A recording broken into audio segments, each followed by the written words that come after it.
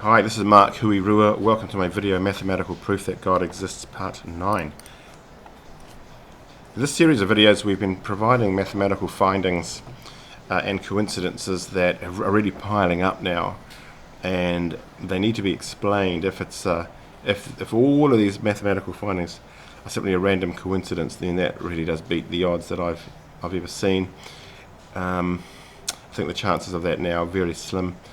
So we need to seek a framework or a credible hypothesis to explain the findings. So that's what we're doing. The framework that we've been discussing is this one. It's something that's really 2,000 years old, which is consistent with a divine mind that would wish to be discovered. So if a divine mind existed, how would we know? Well, 2,000 years ago, and even before that, we've had writings and ancient manuscripts suggesting a coexistence of a divine mind with our own human thoughts, and the divine mind articulating into language and creating reality. So this concept contains all of those features. So it is consistent with the way some of the great thinkers and people thought, and some of the beliefs around in very ancient times.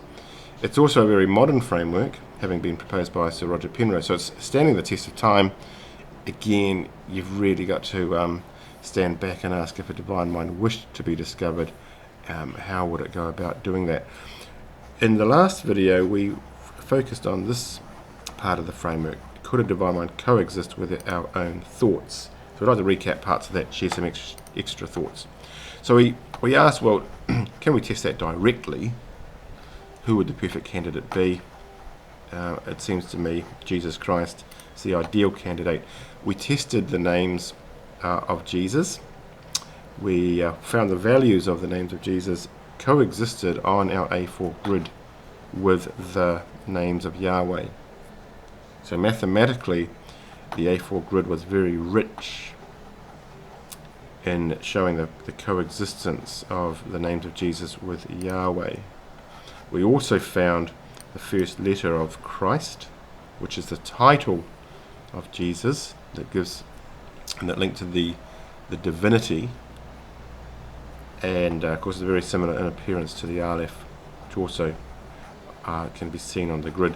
So the idea of Jesus and the divine mind coexisting, something that was believed 2,000 years ago.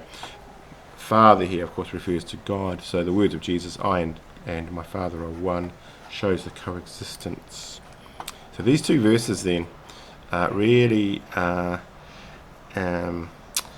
do support our key concept, which is thoughts transform to language, then transform to reality. It's a transformation from one state to the next through the process of recursion. It's the recursive process that we found or suggested to be the fundamental property of existence.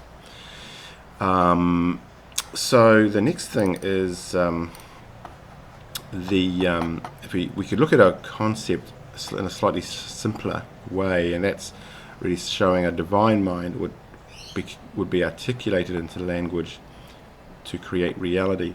Now again, that concept, was that around 2,000 years ago? Well, yes, it was. The Genesis 1, which was actually 2,800 years old in Hebrew, actually said, in the beginning, God, articulated as number, created the physical universe.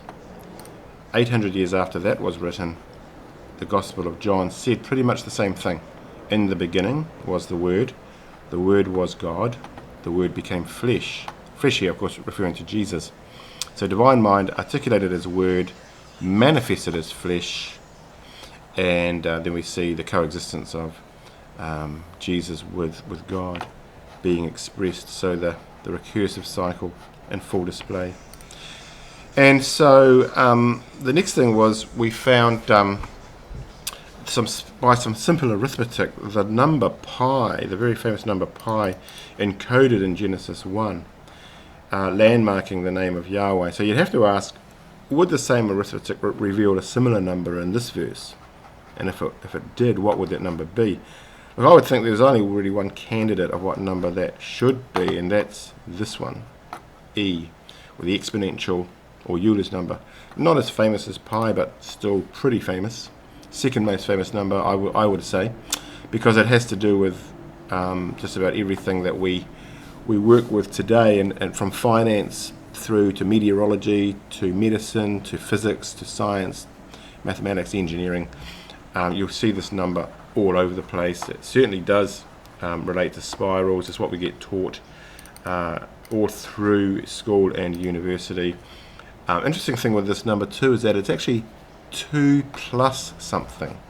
It's 2 plus something, where this something is a recursive process. And of course 2 is the number that kicks off our A4 grid. It's also the value of the letter bet, which kicks off Genesis 1. It's also the first prime number. So it has all the elements that we're looking for. So the question is, would it show up if we performed our simple arithmetic? The calculation that we did was this one here. When we applied it to Genesis 1, we got the 5 significant digits of pi. You can see full details of that in part 4 of this series. This would be the number we'd be expecting to get if we were to apply that same calculation to this verse. So let's go ahead and do it. So here's the verse in Greek, the New Testament verse of John 1:1, the values of the letters and the values of the words.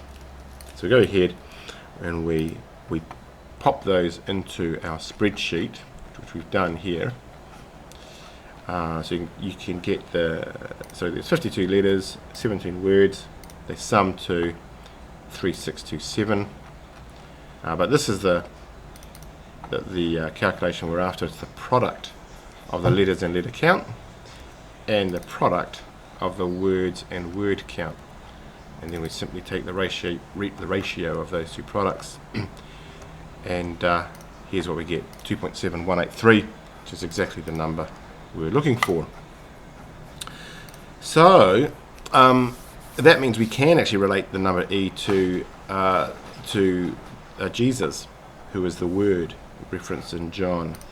The next thing is we'll take a look at this formula. It's probably the second famous formula in the world, or maybe third after Pythagoras and E equals mc squared. But certainly as far as mathematicians go, it's a big one, because it's e to the I pi equals -1. It's Euler's formula.